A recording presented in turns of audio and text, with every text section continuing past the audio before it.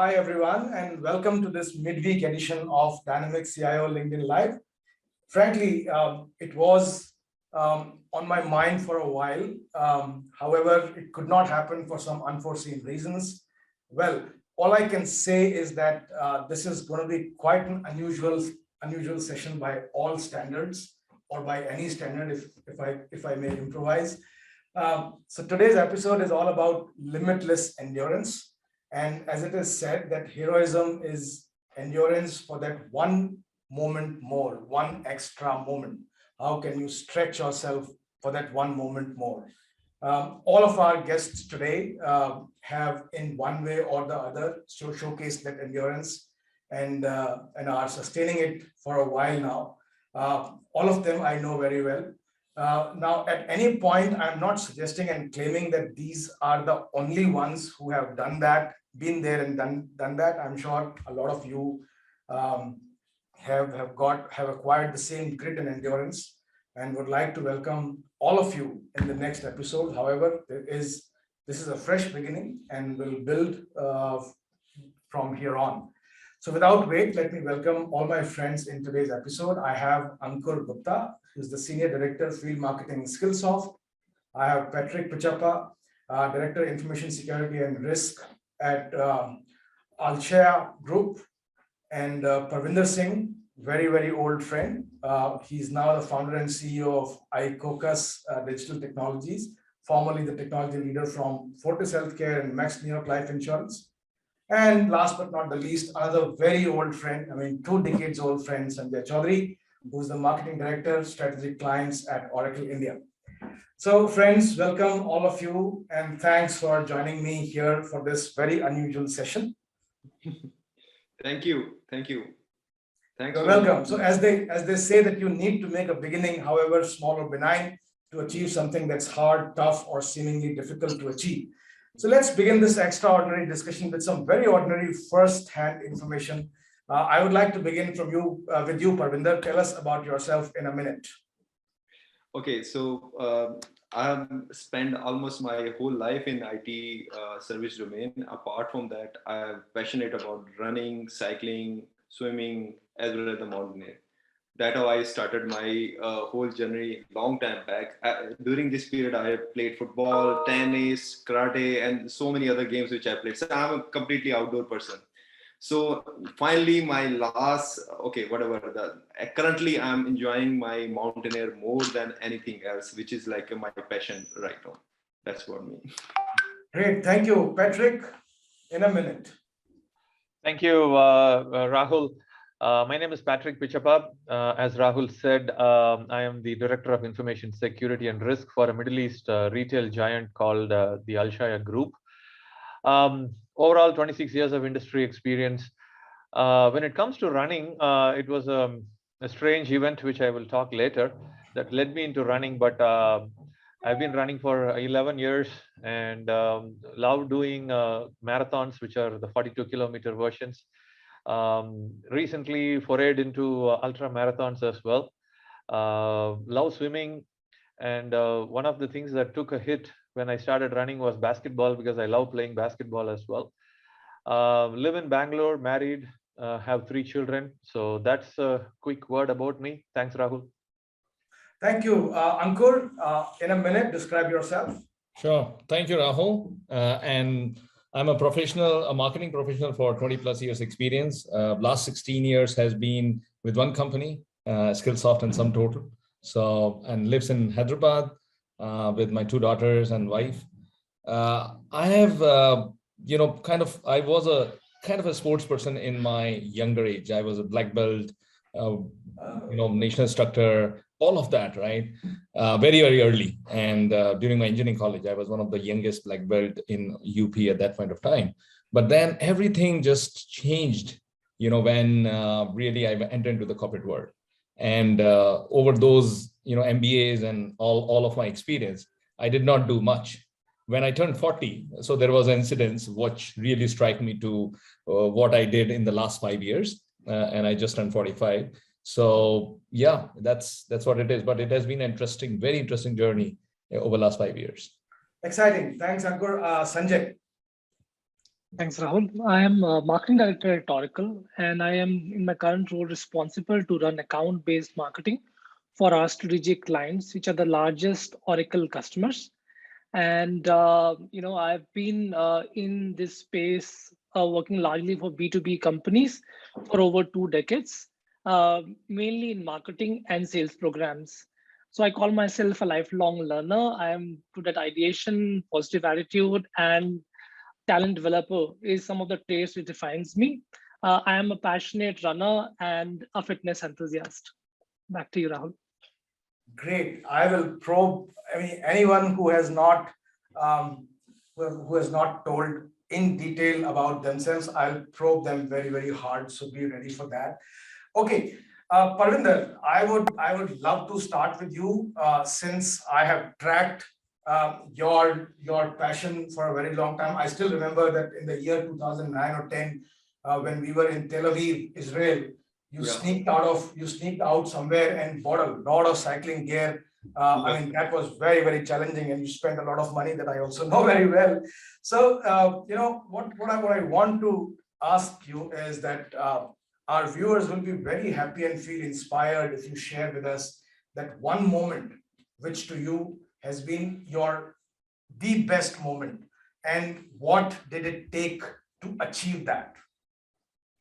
So, of course, the cycling, I have done a lot of cycling apart from running. So I enjoyed cycling from Delhi to Badrinath, that kind of, and then Delhi to Chennai. Oh, no, Delhi, not Delhi, Chennai to Pondicherry, and Delhi to Chandigarh, and so and so. So I did the long cycling also.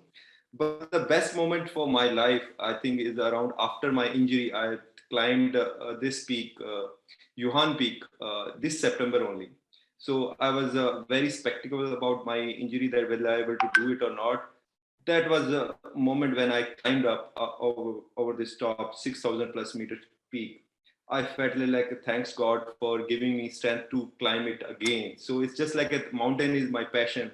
At that time I was crying. I was literally shedding tears after reaching on the top. It was a moment which I can't forget. That was a moment which I really enjoyed. And then of course, before getting to the top, I did a lot of things. In fact, my knee has an issue which is like a thinning, cartilage thinning, which means that if I continue to do exercise or do something, then it'll start paining, my knee will start paining. So I followed a couple of routine, and then finally end up meeting some doctor who has actually helped me to do some kind of exercise routine, which helped me to gain some kind of strength in that particular muscles, which helped me to climb that particular peak. It was a steep climb. It was not a very technical climb, but it was a steep climb. And then downhill was more dangerous than the climbing up. So for me, after climbing up, I felt, okay, thanks God to introducing to that doctor. So feeling was very good about it. So that's a moment which I still remember. It's very new. No, I'm sure it is extremely difficult to explain the preparation, physical preparation and mental preparation in such a less time. And a lot goes into these things. It is extremely difficult to climb in hostile weather, in hostile conditions, and especially if you are not a trained and a professional climber. So, and taking that risk at this age is commendable. And that's what endurance is all about. I guess my next guest for the same question is Patrick, because as I said, that this whole session is inspired by his story of the ultra marathon that he accomplished last month, Patrick, if I'm not wrong. Yeah, it was on the 31st of October. Absolutely, absolutely. At the fag end of the last month.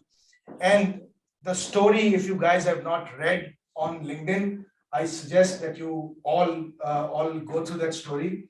It is a heartening story. Patrick, I would like you to tell us that story and tell us, what goes in the mind of a runner who's not professional, who has a different profession. However, the zeal is the same that of a professional runner.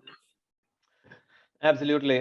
Thanks, Rahul, for giving me one more chance to reminiscence that story.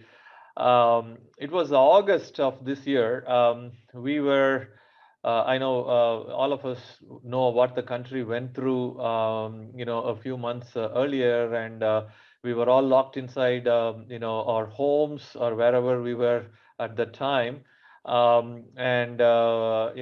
Just when wave 2 was ending, runners like me, I'm sure all the runners here in the show would agree that we're raring to go out, right? Or at least do something. I'm sure Parvinder ji was looking for any hill that he could climb, whatever that was, right? And so we were all kind of like, raring to go out, and slowly, in June, July, we were, flexing our muscles, I should say, slowly, because it's by July is when the wave actually ended. So July we slowly started running, and in August, so I'm wearing this shirt. I know Zoom actually is a mirror.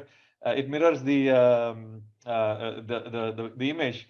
But the runner group that I'm part of is Pacemakers here in Bangalore, and it is led by a coach who's an ex-Air Force man, very disciplined and very meticulous and orderly group, which I've been part of since February 2013. So it's been almost 9 years since I've been with them. I've been with this coach of mine, Mr. Kodandapani. And so we have a WhatsApp group, and somebody threw a challenge, and that's how things happen, right? Somebody threw a challenge and said there is this ultra marathon going on and are scheduled in Bangalore, and some of us have signed up, and they said that it's only 50 entries that are taken. So any daredevil who want to jump into this, just go ahead and do it. And I, was thinking about it, and somebody pulled me in and said, "Why don't you sign up, Patrick?" And I was like, "Okay, let's do it." And I haven't run an ultra for a long time, because the last ultra I ran was in 2015. So yeah, I've been training for marathons and all that, but then of course, due to the lockdowns and the pandemic induced restrictions, even marathons were a rarity for the past 2 years. So signed up, and an ex-Olympian who also trains with us, Nisha Millet, who represented India in the 2000 Olympics in Sydney for 200 meters swimming. She has recently turned into a runner, and she said, "I'm also going to sign up." So she signed up, and then another friend signed up, and before you know, there were 3 of us who were training together, and we were training in Bangalore. We were running wherever we could, and we started training, and the training all went well. It was great. No marathon runner ever says that I've trained well, right? But somehow the 10 weeks training that we had, we were able to put it diligently, and whatever training we wanted to do, whatever long runs we wanted to do, we were able to do it. So a week before the ultra, we were all confident that we will do the ultra pretty well. But interestingly, that's when the twist happens, right? So marathon runners would know that the week before the marathon, you do what is called carb loading, where you eat a lot of carbs because you want glycogen into your muscles, which can give you the sustainability and the endurance when you're running 42 kilometers or beyond. So I started carb loading, and one of the best foods for carb loading is sweet potatoes. Of course, in South India, we have white rice, and in North, we have wheat. So all these add up for the carbs as well. Interestingly, 2 days before the marathon, the ultra, I had a stomach upset, and I just couldn't believe, because I'm eating home food, and I didn't know how it happened. And the last 2 days, I just couldn't eat properly. And Sunday morning, when I went for the race, I was happy that my stomach wasn't upset anymore. It wasn't running. But at least I was like, okay, I was determined to go run, but I felt pretty weak, because 2 days of not eating properly can put you in that situation. But I said, okay, adrenaline was pumping. I said, all right, let me go do this. My training partners were all encouraging. So we said, okay, let's do it. We started at 4:30 under the moonlight. And this was in rural Karnataka. So we were starting just outside Bangalore, and we were running through the villages just outside Karnataka in the Sarjapur area. Initially, we were 4 of us together. We ran well. We were doing good. Up to the 30-kilometer mark, everything was fine. but that's when the real race starts, isn't it? So at the 31st kilometer, I go to the bathroom for a quick, bathroom break, and that's when I realized I wasn't able to urinate, and I realized I was completely dehydrated. I was extremely dehydrated, and I had to make a decision whether to, move ahead or stop. Then I said, let me try. So I chugged in, half a liter of water. I just got a water bottle at the nearest aid station, and I felt a little better. So I said, let me go on. The organizers had organized tender coconuts also along the way. So after a couple of kilometers, there was a tender coconut station where we were all given tender coconut. So I felt a little better. Then started running. Of course, tender coconut is a magic drink. You have it and you feel really good. Started going. At the 36th kilometer, they wanted to check my BP. They wanted to stretch me out because there were 14 more kilometers to go. When they checked my BP read 100 by 70, which means my BP was dropping. And I was like, oh, goodness mercy, what am I doing here?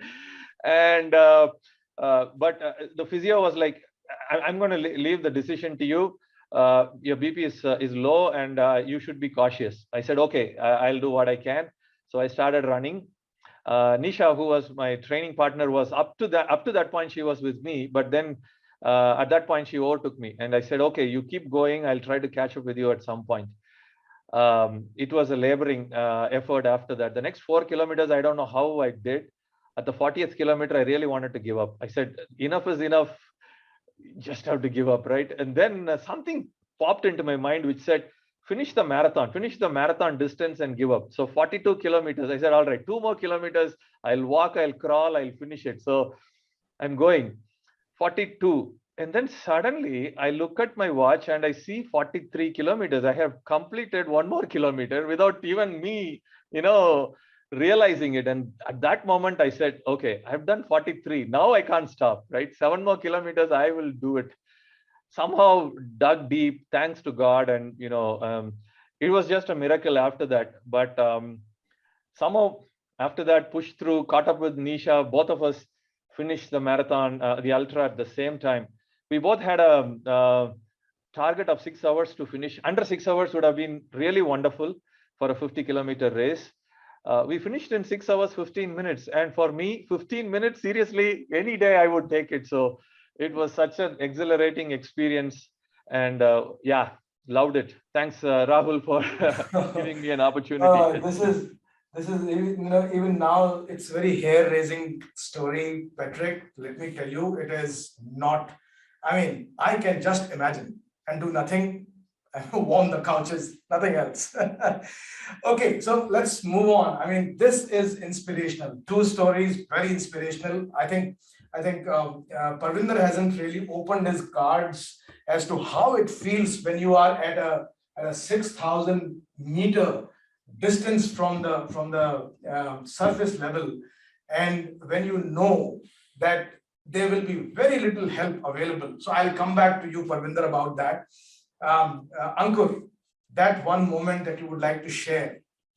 Sure. So very, very fascinating story there, Patrick, and thanks. And luckily, one of the moment while you enjoy your first sub 60, 10 kilometers, your sub 2 half marathons, your sub 4 or a full marathon, you really cherish those moments, right? Whenever as a runner you hit a PB, and especially after a few years, you always cherish that. But this happens, luckily in August for me as well, when on 16th of August, I was completing 500 days of non-stop action. So 3rd of April, I really started, because what really happened is, sorry, a little bit background to this, that I used to do at least 10,000 steps on a weekly basis, right? If you look at an average, and 1 week of lockdown, 1 week were 10,000. So I took a commitment saying that I will do 10,000 steps every day, whatever happens. I did every day, and an average for first, it was a target for 100 days, because as you were rolling on with the lockdowns, it became 200 days. When 200 days happened, I said, okay, let's 365 days. When 365 days happened, I felt, okay, let's do 500. But on a 500 day, I want to really make it special by running 50 kilometers. And that was kind of a self target which I had. And I was thinking how to run, because I want to run in a close proximity here with no sex support. It is rainy season, whatnot. I thought maybe 32 plus 18, maybe 32 in the morning, 18 in the later evening. Then I was feeling best case scenario 42 in the morning, 8 kilometers probably in the evening, something of that sort. But I need to do 50,000 steps. I need to do 50 kilometers. That is the target. And I was kind of getting a little nervous about it because I've never done 50 kilometers that point of time. And then I have some friends, and I just spoke with them. I said, okay, don't worry, you start. We will join you later in the day, later in that race time. I started really at 4 o'clock or 4:30, I think 4:15. And I just started, it started drizzling, and I keep on just running. And believe me, I was running around my township, around where I live. It is 1.1 kilometer loop. And who was my sex support? I put my bag of my, drink at a security guard. And I just keep on doing, because one of the friends was supposed to join me when I was doing like typically about 20. And then he will join me later. He called me, it's raining. Oh, you need to do 10 more, 12 more. Oh, just do it and finish it. It's raining. I will, really. The first 20 kilometers happened. And when he said that, oh, I'm not coming, I said, oh, really? I thought we will go out and do something. I just keep on running in the loop. The thing which I was looking at is, 32, that's it. But then I think the moments which Patrick, you have experienced, and I'm sure many of the runners who are listening must have experienced that, it keep on just going. And I was running at a very decent pace. I was running at 5:30 pace, all through, and very consistent pace to start with. Finally, the moment came when I was kind of coming to 40, and I said, okay, 42, that's it. Now 42, it's done. 8 kilometers, I can walk, crawl, whatever I want to do towards the end of the day, later in the evening, whatever it is, that will be okay. And believe me, nobody came as a runner. Obviously, there were certain people who started walking because it became 7 o'clock, the rain stopped, everything. But I was running with my wet shoe.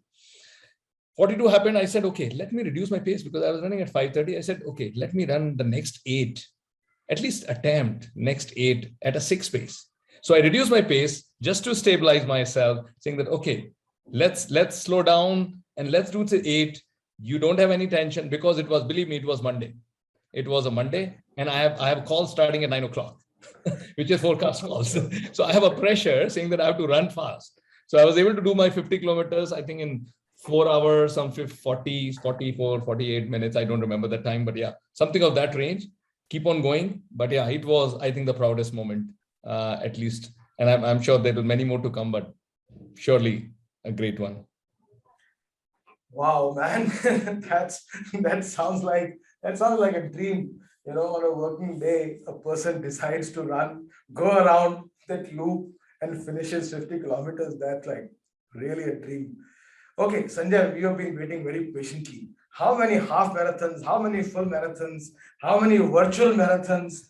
Please let us know about yourself. Yeah, I think very interesting. Some of my co-runners have mentioned. It's very difficult for you to identify that one moment, which was your high point. I think sometimes I feel what should be was that high moment when I started running with 6 kilometers daily, Airtel, dream run, or was it when I first did my half marathon? Was it my first sub 2? Was it my sub 4K? So I think there's so many high moments that running gives you. And sometimes I feel like we runners are a lot like salespeople. And we are always, once you achieve your sales target, you will always be given a new fresh target, a higher target. The only difference is that we are our own, demanding manager, pushing ourselves to achieve the very best possible in this, space. So I think, I believe, once you get into this sport, it gives you so many high points. And almost like, I think the latest one, which I can probably talk about, is I just finished virtual Boston Marathon. And Boston Marathon is like Makkah Medina of our runners. It's the highest level. And very few people can qualify to be part of Boston. But for the very first time, they organized a virtual Boston Marathon because of what I was, you can say, thanks to pandemic. And I completed my full marathon in 3 hours 46 minutes. That was my personal best. It wasn't about the marathon, but the whole training of around 13 to 16 weeks with my running buddies. That was the awesome experience. I think that maybe the maybe high point, latest high point for me. Wonderful. Thank you, Sanjay. And I think, yeah, I mean, as you mentioned about the Boston Marathon, at least I'm not a runner, but at least I know that that's a very prestigious and a very, very, for a runner, it is one aim to achieve. So coming back to you, Parvinder, how do we move our goalposts from being regular to a moderate achiever to an aspirant, and then test your endurance like a professional? I have personally observed you doing that, and mind you, at many occasions I asked you that how can you relish such rich food, and in the morning you are again ready, in your gear, and then you accomplish your task. Many of us have sought inspiration from you because you come from a community which I have been part of for a very, very long time.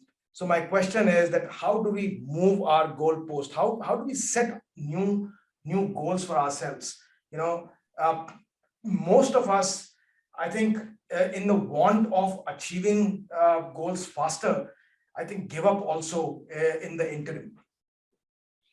So we can break it into the multiple phrases that what exactly you want to achieve in life. But the very important point, which I see that I believe in, that everyone is having one energy source, and that energy source one need to discover. That energy source can be reading a book, or maybe can be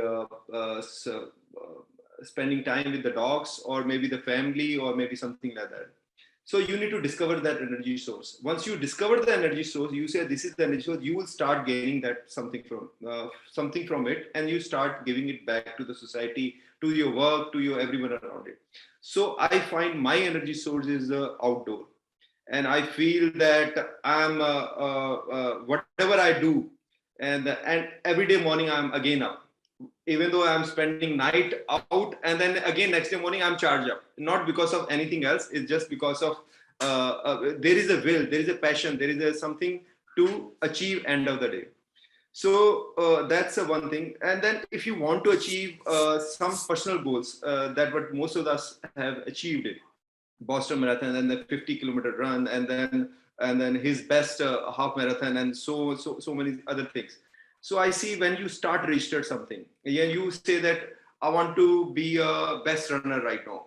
Once you register, then you start preparing for that, and that preparation happen with so many things. Your friends and other people try to train you about it, and your club member trained you about it, and sometimes you learn and you own discover that particular thing.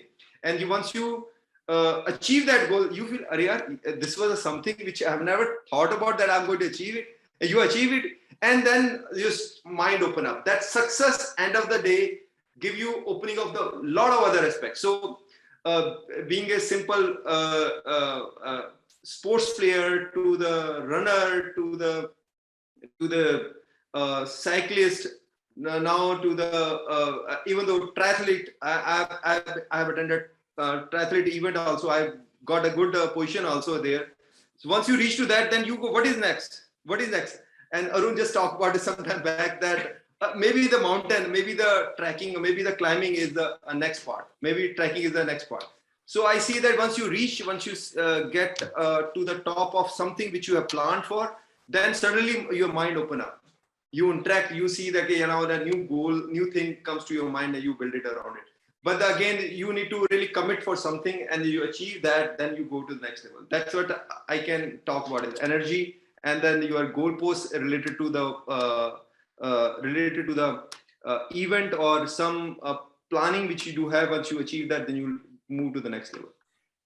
No, I'm sure. And that's what is more inspirational from this conversation, that I mean, many of us make make our goals very conservatively. I think the merit is in not being conservative while you are setting a goal for yourself or setting a target for yourself.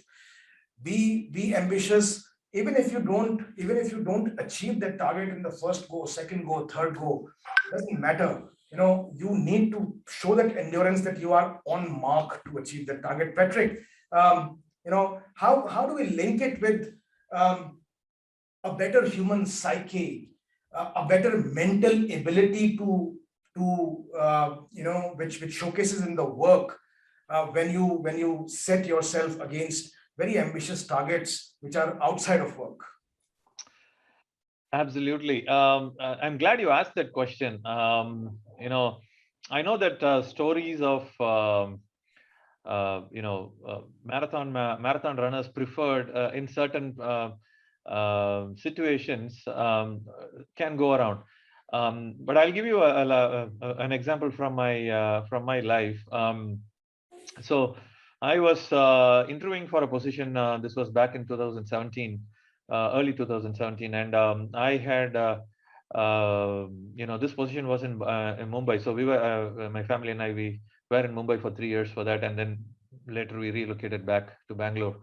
And this, I remember this is a country head level position, and so I'm talking to the hiring manager, who was the COO of the company, and he was, various questions were asked, and one of the things that finally, I know that there were other candidates who were being interviewed, and it came to the point where finally he was asking about what are other things you do in life. And when I said I run marathons, he just sat up and he said, "Really? Tell me more." And I gave him a little bit of my marathon running.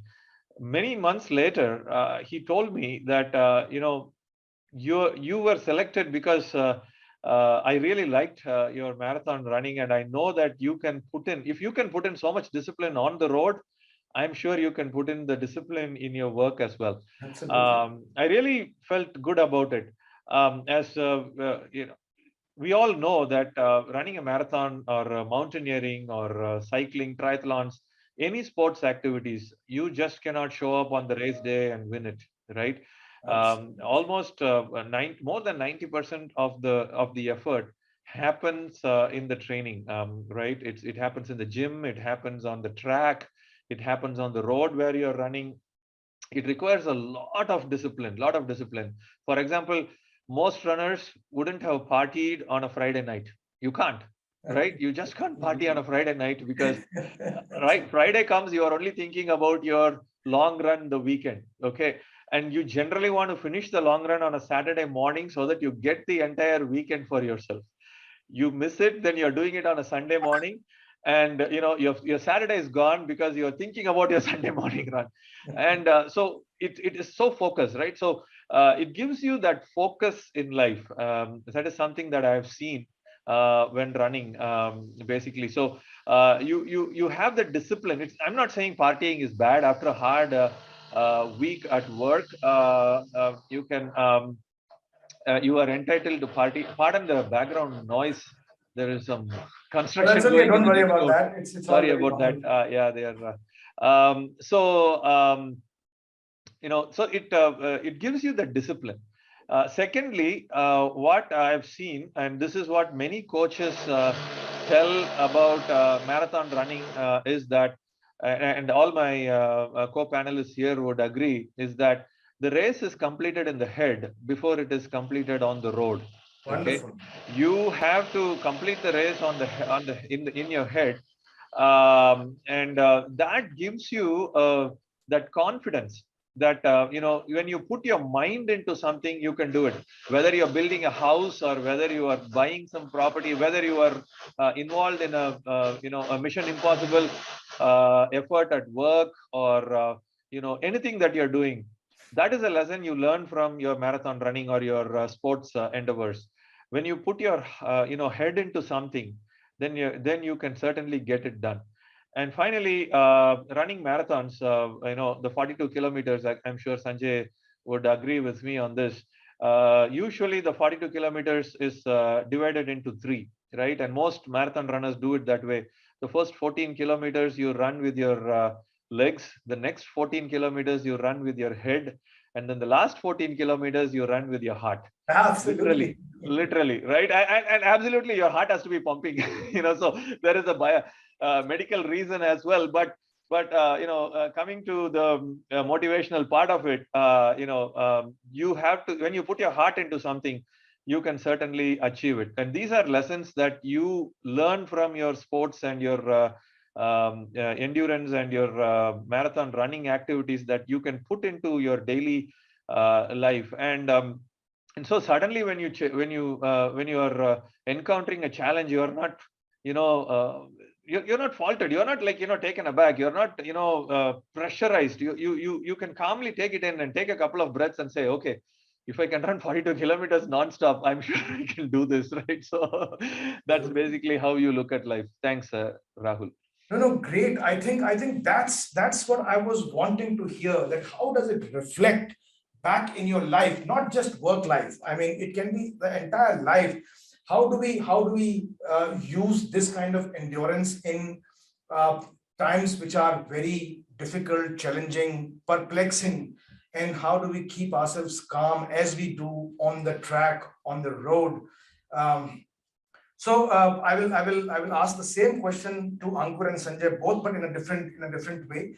So have you, both of you are in in almost in similar profession, marketing, two different companies, but does this kind of endurance, does this kind of daily rigor help in whichever way it helps, but does it help in your work? Ankur and then Sanjay. Sure. So yes, as you mentioned that, in marketing profession, I used to go to airport at least 4 times a month, right? And while I started running 5 years back, there was always a gap because you have to go early morning flight to Mumbai and come back. So I think we were kind of doing on and off, right? But I think lockdown has really helped and identified that, there is no travel. It created a lot of opportunities for doing this. And that's where I started a very consistent journey. Even if, every day I don't learn, but some of the days I just walk. I walk for 8-10 kilometers because I still need to do my 10,000 steps target. I need to do an activity and how my heart, head, legs are behaving, right? Because otherwise you will end up in injury. I think what it really created is a discipline, and that comes to the commitment, right? So what Patrick was sharing, that it really reflects in your personality. It's not just one thing. I feel that when I'm running, really I'm in a meditative state that clears my mind. I start thinking about a lot of things which I would have probably struggling while I'm working in front of a computer and things like that. And I start thinking about that, this is a problem, how to solve this, because you go in a auto mode sometimes, right? You have to be cautious while running, but if you do too much of running, like 70, 80, 100 kilometers a week, you go in auto mode as well, right? When you start really simplifying a lot of your life, you start looking at not just running, while there is a long-term aspect of running and there are short-term goals, a lot of gamification, a lot of things really help you. What drives you? I'm a very numbers-driven guy. So a lot of numbers drive me. And I keep on hitting my numbers. And believe me, at the step challenge, I just increased my average of 18,000 steps a day average from first week to about 35,000 steps a day in the last week, because I was kind of in the gamification mode and I ended up becoming number 9 in the whole country, right? And while there were a lot of people, and most of the people were like a retired people, I would say, and I was working 8-10 hours a day every day. but some of these, so you have to identify what actually drives you and what is your motive. I think Parvinder did share that, sometimes there is a long-term goal which you have, while there are short-term goals which you have to kind of keep you going. And that really helps you to make you a much disciplined person. And I think what Patrick was also sharing is, it gives you that confidence that if you can do this, you can do so many things, right? And people start believing you. Not just to compare that I was not interviewing with anybody, but when somebody talk to you and say, oh, you're a marathoner or you're a half marathoner, you run that much, they start believing in you a little bit more, because that gives you that, oh, this person is true. This person is true to himself. This person is so much disciplined. So that really helps you as an overall person, I would say. Sanjay. Like most runners, I think I started running purely for health benefits. The idea was how I can cut down on maybe my weight, how can I be a little more fitter. But after some times, once you get into this rhythm of running, this just become, some of the benefits of running, right? The pure pleasure of running far exceeds everything else. And I think it completely changes your, not only your personal life, your professional life also. I think running has a profound impact, I would say, on my life. Some of my best friends are runners. Runners have introduced me to so many other hobbies, like I'm part of book clubs now, which have co-runners have introduced me. I sometimes write blogs and all. So I think it has completely changed my personality, what I was 10 years ago to what I am now. If you take out running from my life, I don't know who I will be. So, so I think it's a huge impact. But I think if anyone who's looking at running from a professional perspective, some of the things that running can teach you, or any sport can teach you, is about goal setting, right? How to start the journey with the right goal, have big, audacious, hairy goals, and how to strive to achieve those goals. But any goal without a plan is just a wish. So it also tells you, in terms of, once you have set the goal, how you look at planning to achieve that goal. It could be intimidating, right? If you plan to run a 42 kilometers, and if you set yourself a target of running within 4 hours, it can be challenging, right? So how do you start planning for that, chunking it out, like Patrick mentioned, 14, 14, 14? How you look at, how visualizing the whole problem, that the big issue, into smaller chunks, was first right step, and one thing at a time. How you train your mind. When you do it on a regular basis, this becomes your habit, whether at while running or at work. So I think the biggest thing which running teaches you is how to bounce back from failures. When I think all of us must have faced, every runner must have faced some kind of injury or the other. When you come face to face with injury, right, you can be into self-pity mode, depressed, stop doing what you were doing, or you can rehabilitate and recover, put all your effort, energy into that, and come back stronger and mature. I have been through so many such injuries. I mentioned, I think I'm currently also wrestling some injury, but I think I know I'll, once I am back on the road, I'll be much more stronger than I was maybe earlier.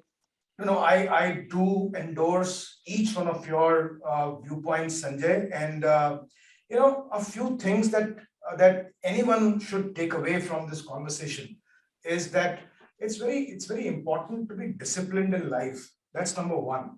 Now, once that discipline creeps in, I think the immediate benefits are achieved already and they are on the back burner. Then it is about that very endurance, that how much more would you like to push yourself, and how does it reflect back into your life.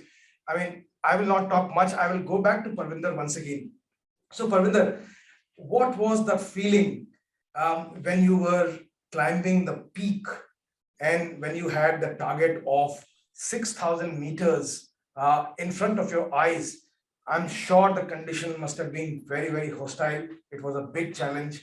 The trigger could have been anything, but when you were in the middle of that journey, what was the feeling? How would you accomplish this? How will you get back without getting injured? And what was going on in your mind?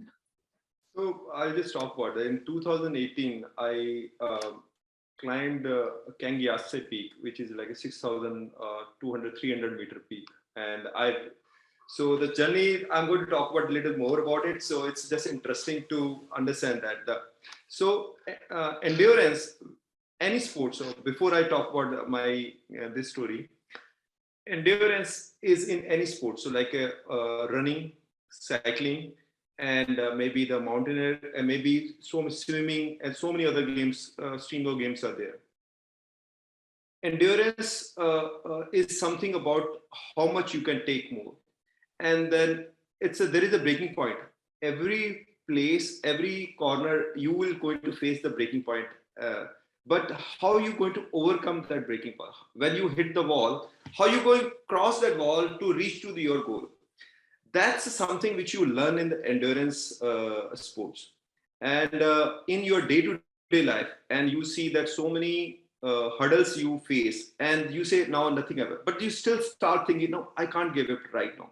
Of course, you need to give up for some other reason, but you will try to apply your mind, which you have learned over a period of time, that because of endurance is something about you sustain, you just push, and you ensure that you reach to the goal. And I find it, I got a big benefit out of it. I multiple failure. 2015, I started my career as an entrepreneur. I had a multiple failure, but I never given up. And I think that this is because of my endurance sports or maybe my connect with the endurance games. That's what I say that. So this story is about Kangyasar Peak in 2018, and the group of people. So one is from the Netherlands, local Bangalore, and one of my friends, she was with me. So that's how we started thinking that let's go and climb this Kangyasar Peak, and which is a very interesting peak in Ladakh. It's a endurance peak. It's a wonderful peak to be there on top of it. We were well prepared. Everything was going good, fine. So my friend, she started feeling little. Well, we were about to reach to the base camp. She started feeling a little concerned about her breathing, and she felt that there's something going wrong. So we felt, okay, let's pause for something. Then we took a break, and then she was fine. We reached to the base camp. And once we reached the base camp, we felt that this is going seriously wrong. The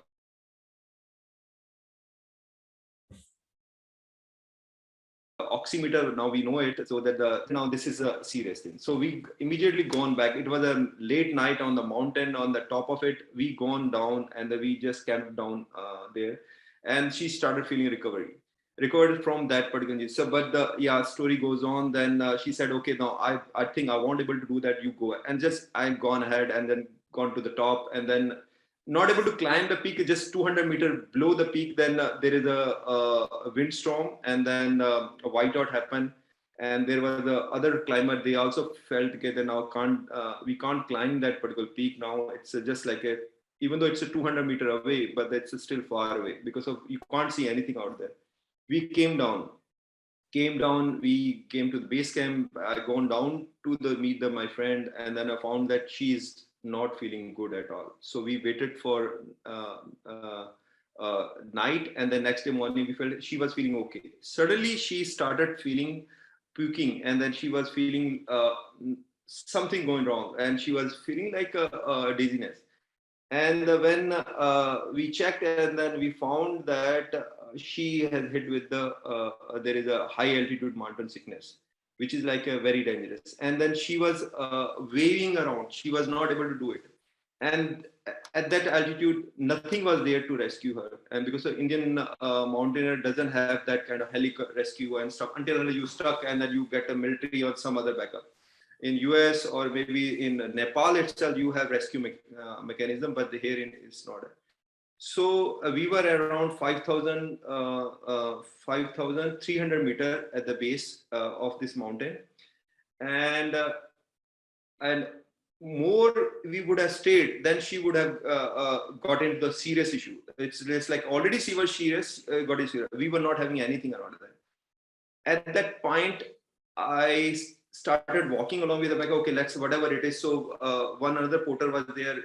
I given him some luggage. The rest of the thing can be taken it back. Somewhere in morning of that, we started walking a little down, but she was not able to walk, and it was a very steep downhill, and it was a very edgy walk, which was like very risky. So at that point, I picked up her on my shoulder, and I feel that that was the best thing I could have done it. And then luckily, I'm not able to recall it. How come I got that kind of power? She's not that heavy, but still heavy, and bringing down from the top of that mountain to below almost mid of that climb, and I found some French guy. He came to offer some help to me, and then he also helped me out. So we both were going down, and we get into the lay, and she was admitted to the hospital. So he said, you got it timely, otherwise it would have been disaster. Otherwise she would have lost her life. So I feel that this story itself will teach me that can be, whatever the situation is, if you are stick together as a team and you are connected together as a team, you can come out from the obstacle, and then on the way you find someone going to help you out. This was a very, very interesting story, and for my life, this is give me a lot of teaching on never give up on the people, never give up on the relationship, never give up on the thing which is happening around you. You cannot sit idle. You need to think. You can start working, and that high altitude, no one is there to rescue you. No one there is to help you. So this is, I thought, of interesting issue. I think, yeah. I mean, this is one area where a person can feel extremely helpless and extremely dejected because you don't have any support beyond that small window where you know that people only can support each other and there is no other help. Because if you are running in a town, you still know that you are closer to a hospital, you have access to medical attention, medical intervention. But this is quite adventurous, Parvinder, I must say. This was a hostile situation in terms of that there was no rescue, nothing, and no doctor, nothing was available. No medicine is available to rescue that person because of high altitude is something, until you go down, you won't able to recover. Oxygen is low, and recovery happen because of oxygen. And if you are not having oxygen, then actually recovery will be very, very slow. Already there is swelling in the brain, which is going to worsen with that altitude. You should have taken down. So that's one interesting thing there. How I got that kind of strength to bring her down. That was a very, very interesting thing, which I still not able to make it. I say that maybe the adrenaline, maybe something which actually helped me out. Yeah, that's I'm sure. I mean, it's a chicken and egg story, and the situation makes you, situation gives you, sometimes situations give us that strength to fight the odds. I'm sure each one of you here may have been in such situations. So quickly coming to you, Ankur, my question is that it is extremely easy to give up after a while, but I think you have defied that norm for quite some time. You have been running for past 10, 11 years. And for most, as Sanjay said, it starts and ends with an effort for losing weight, or maybe some portion of good health. However, the achievements that you have got under your belt and how you have sustained it is simply inspiring and awesome. Share your motivation, your conviction, and how you plan to make it happen time and again. Sure. No, thank you. So yeah, you're right that I think the initial motivation was that at age of 40, my metabolic age came as 46. And my father, who is a walker, every day walks 5 kilometers. His age came about 10 years younger. And I think that was a hit. I was saying my father, and the gap is reducing, right? So I think that was a hit. And my weight was all-time high, to about 83, 84 kgs. People are not able to recognize me because I kind of gained over a period of time. And when you're in corporate life, you're eating, enjoying, whatever. I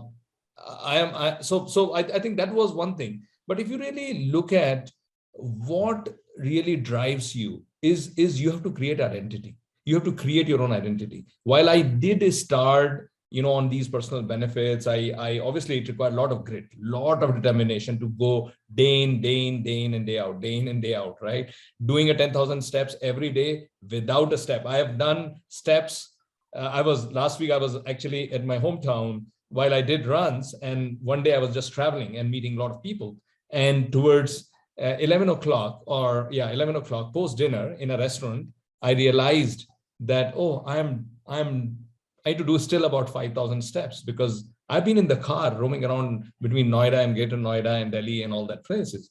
And believe me, I started walking in the mall, and I reached home and I started walking because I have to do 10,000 steps. And that is something, is a commitment to yourself, right? Which you do. And sometimes when you create that as an identity, when you I think people around you don't even ask you. You know, if I have not done my run in the morning, and if I'm doing my calls, my wife will keep on waiting me when he's going out, because he needs his 1 hour every day, whether it's running, whether it's walking, whether it's whatever it is. And when you create this identity, I think it's the people around you will make it happen. While you need that grit, which needs to come in from yourself. And yes, it has happened when you have left with 2,000 steps and you are with friends and you're drinking and you realize, oh, more 2,000 steps more, because I went on a road trip last year, with and I was kind of driving for 13 hours. Believe me, I reached the hotel and I ran 7 kilometers post that. So I think it's just that commitment to yourself, and I think people around you really make it happen. Yes, there is a broader goal which you have in mind, and sometimes these numbers. I'm a number-driven guy, right? So I'm keep on just adding more numbers every day. I'm at my 604, 5, 6 days today. So it just keep on adding, and I don't know where the end is. Sometimes maybe the end will come, because it started with 100 days, went to 200, 365, 500, cross 600, and it will continue. Let's see. Maybe when the travel starts, I think it will stop. I would wish that the end never comes, and keep inspiring all of us. Sanjay, I would ask a different question to you. Since you are nursing an injury right now, how do you, I mean, while recuperating, how do you keep yourself in a good shape and form, and don't get into that zone where lethargy sets in, and you kind of say, okay, yaar, chalo, ek mahine baat karenge, yeah, let me give myself a little break. So what's that mindset right now? I think around the time when lockdown happened, and this is before my injury, and I'll just give you an example in terms of how, when you stop doing what you have been doing, how it impacts your life. Like when the lockdown happened, all physical activity almost came to standstill. This was the first lockdown, and I was doing some sort of cardio exercises in the house itself, but there's a limit to that, right? How much can you do within the house, right? And after 6 months of lockdowns, around that time, 6 months of inactivity, um, the 8 half marathon, virtual marathon happened.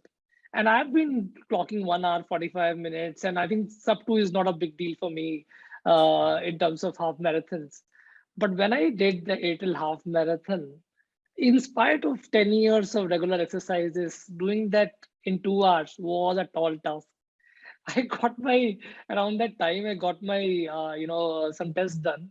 Cholesterol was high, which I never believed I can be in that situation. I was borderline diabetes.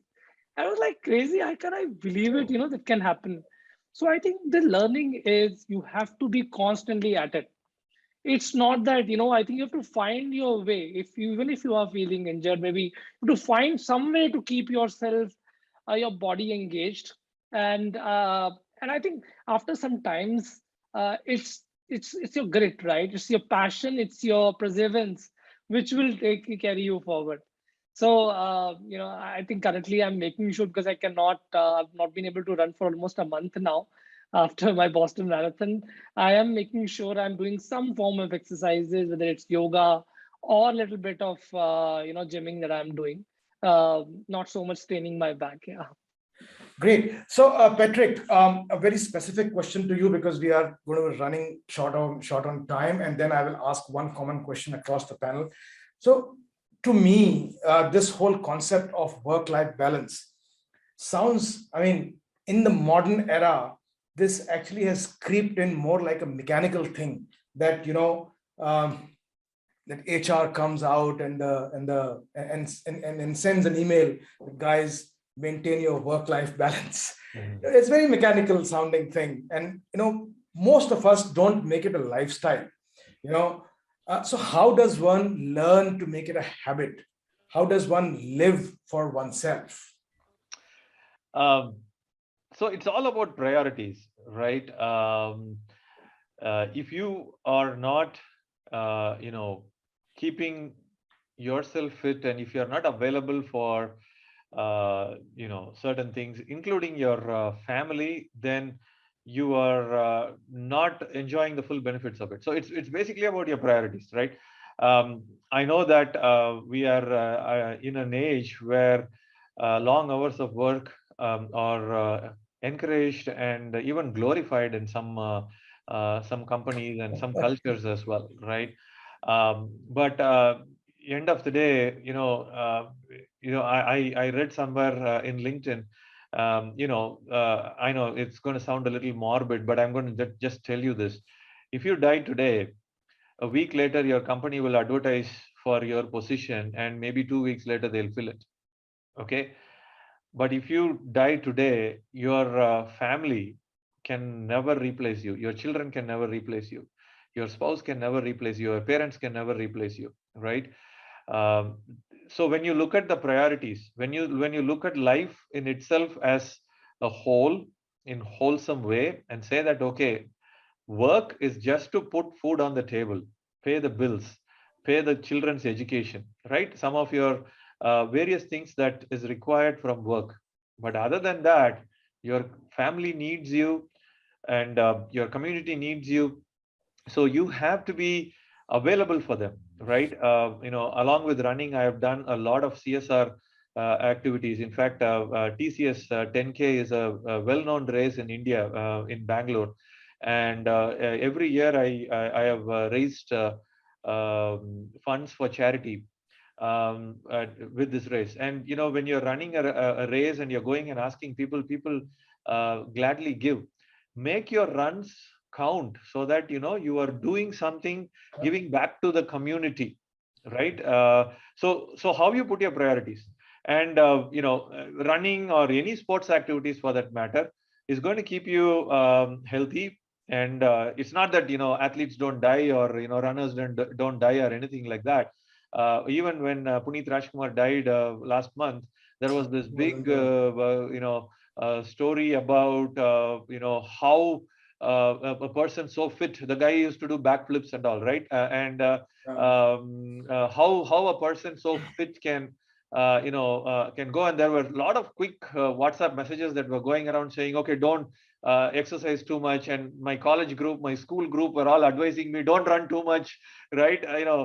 But honestly, when I heard some of the cardiologists who were talking, they said that the percentage of heart attack among people who are fit and healthy, who are into sports, is much lower than the percentage of heart attacks who are among people who live a sedentary lifestyle.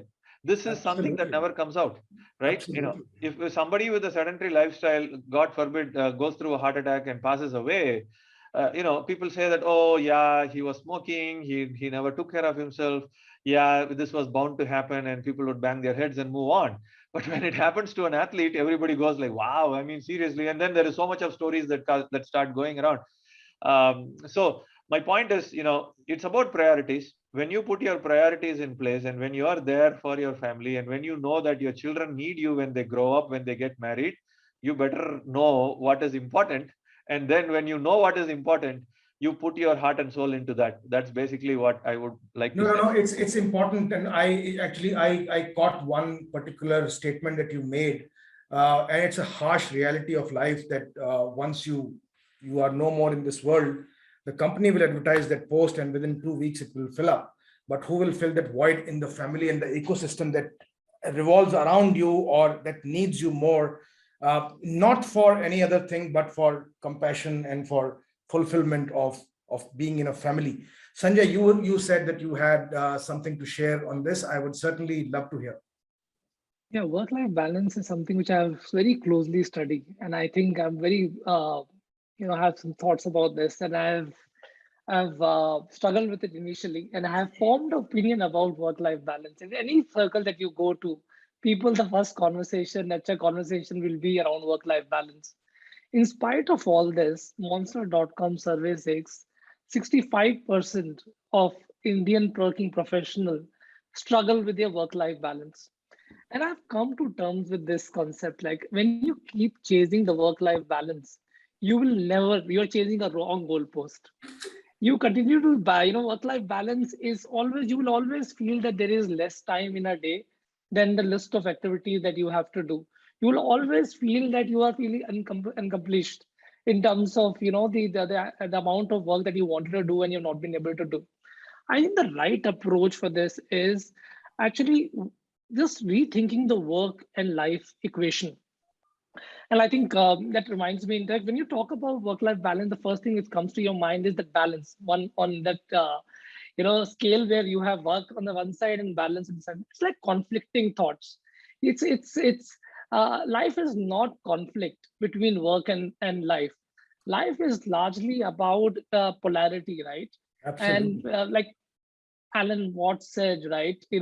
Um, uh, what is a polarity? Polarity is when you talk about two different individuals who are opposite, you talk about they are poles apart. And like magnets have poles, you have a north pole, you have a south pole, right? But when you cut out the south pole, you think you can get rid of the south pole, you will have another south pole will be created. So work and life has to go together. You cannot say separate one from the other. And the Absolutely. existing of one of it is like incomplete without the other. Like good and evil has to come together. Being and non-being has to go together. Likewise, I think work and life has to go together, and you have to integrate the two. Don't try to balance the two. How, like you mentioned, Patrick, how you sometimes make sure when you're running you're also doing CSR activities. That's like part of your other circle of your life, right? How you can bring all these circles, which is work related, your passion, your family, your friends, how you can bring all these circles come close to each other and make best use of your time. And I think sometimes I feel time management is also a misnomer. I believe the energy management is more important. So, No, so I think wonderful, wonderful. taking breaks, pursuing your hobbies, it's not a waste of time. It's basically enables you to do better in your work, in your life. Yeah, sorry. No, you're No, saying something. wonderful, wonderful, Sanjay. I think it has triggered and it will percolate. So, Parvinder, please go ahead. Yeah, so there are two things which are definitely important. Endurance is the endurance game or endurance workout or endurance activity is something serious thing, and no one should take casually for sure. And if anyone can afford, and they should afford a proper coaching for the endurance. That's the one very very important advice. Second advice is especially on the sports side, that listen to your body, Listen and to you you. can push to certain things, but don't cross that particular limit which may harm you. And as Patrick has rightly said, that family, everyone is important, so you need to take care of all aspect of your life and then do it. Sanjay has really nicely said, this is a part of your life. You not don't make it something like a hawa out of it. It's just like a something, it's just like a part of life. Live the life the way it is around you. Family, friend, your business, your work, and your passion, everything need to be come together and connected. And all the best for everyone. Great. So, one last question. Now, this is, I mean, nothing tricky about it, but lastly, let me know what is still unaccomplished and is on your to-do list. What's your plan to achieve it in the near or midterm future? Maybe we can start with Patrick. Great. To be honest, when Sanjay said he has run Boston Marathon, I was filled with envy. No, Sanjay, just kidding. That's a runner's dream. You talked about moving goalposts. For me, the goalpost doesn't move. That's the goalpost. I know we've been going back and forth, but would love to qualify for Boston and run Boston in Boston, if In that's Boston. possible. That's important. That's In important. Boston on April 21st. It's always on April 21st, right? Or the third Monday of April. So it's around the April 21st is when it comes. So yeah, that is something that I would like to do.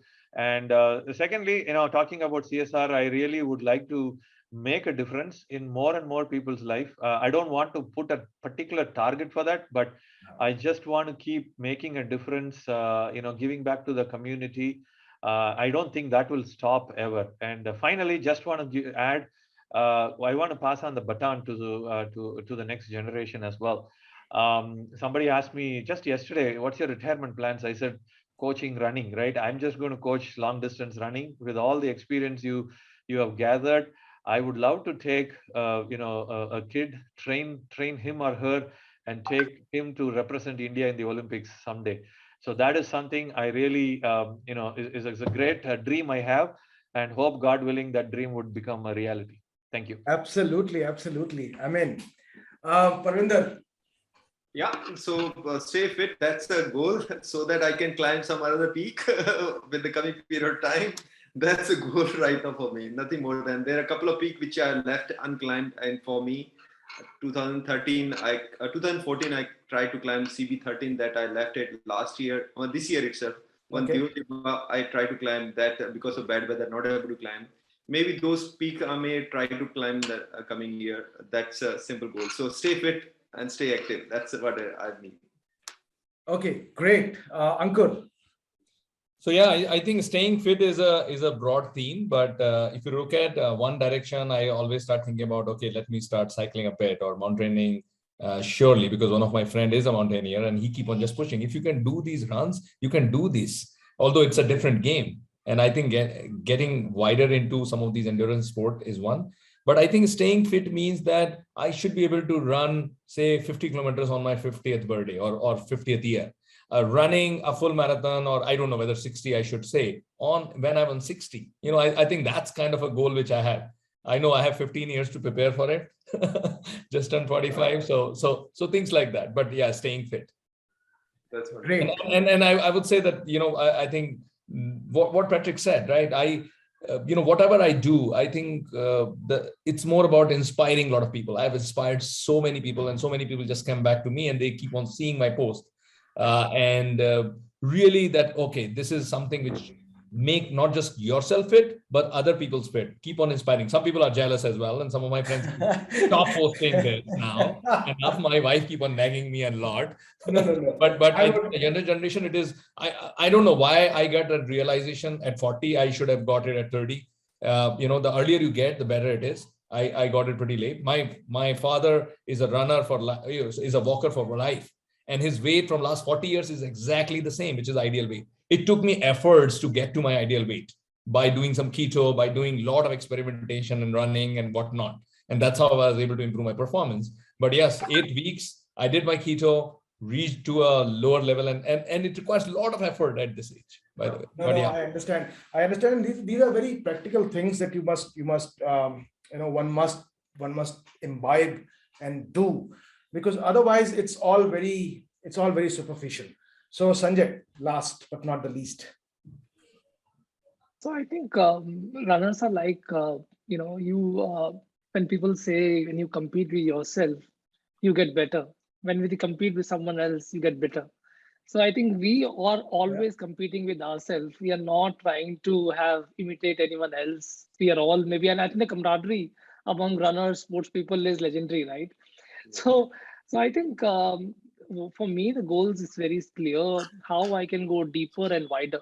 When I say deeper, I have done 3 hours, 46 minutes full marathon, how I can reduce it to 3:45. And I think you have to keep, constantly keep yourself engaged in the game. And when I say wider, I think there are some related sports like cycling and swimming and doing triathlons, or maybe an Ironman someday, are some of in my bucket list as of now. Great. I think this is one of the, or maybe this is the only session that I have done which was not related to anywhere related to work. And I'm so inspired that I would like to once in a while, I would like to do these kind of sessions, because the message travels. It's not that how many people listen to this show at when it was happening. We will put it up on our blog site, on our social handles, so that more people can listen to this and learn. It's beyond inspiration, it is learning. For example, when Ankur said that you post certain things, I am quite inspired by your posts. Patrick posted his story, and guess what? That inspired me to do this session. Parvinder posted one picture sitting on that peak, which we have used without his permission, which we have used in the EDMs and the collaterals. And that inspired me to write a small post on him, because I knew that people will feel very, very inspired by such endeavors. Sanjay, I have seen him running so much around Nirvana, where I used to live, that I got inspired to run whatever duration and whatever distance I could. But these are all inspirations, and absolutely no need to be jealous. And as Sanjay said, absolutely no need to be bitter by competing with each other. I mean, at this stage, when we don't want to make it a profession, it's always good to compete with yourself. And for ultimate goal is to endure your life, be better in your life, leave the sedentary lifestyle. I would advise everyone to get up at 5 o'clock in the morning tomorrow and do something for yourself. Thank you very much, gentlemen. Thanks a lot. I enjoyed this session thoroughly, and I hope you too have enjoyed this conversation. And my pleasure of having all of you in the same frame. Thank you very much, and have a nice evening. Thanks, Thank you. Thanks, Ankur. Thanks, Sanjay. Thank you. Thank you. Thank you. Thanks, Thank you, everybody. man. Bye-bye.